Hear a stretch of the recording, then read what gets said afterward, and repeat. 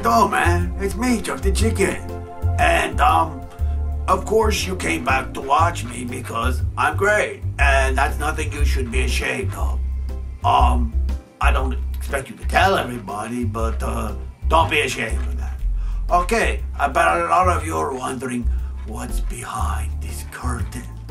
Oh, the mystery that is, what's behind the curtain? Well, first of all, there's everything that is anything that is totally cool that is behind this curtain. That's why I don't have time on the simple YouTube video to tell you what's going on, man, behind this curtain. And it's majestic. What's behind the curtain? What's behind the curtain?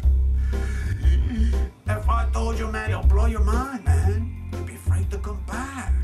So, what's behind the curtain is totally mystery. It's not like the Wizard of Oz, you know, there's no crazy, old man pulling the levers. If there is, man, he's below me butt. But, anyway, what's behind the curtain is, none of your business, pretty much, is what I'm trying to tell you. So, to answer all the millions of questions that flow in here every day, on and on and on, what's behind the curtain? None of your business, man. So, take that pad, I thought, and back it up.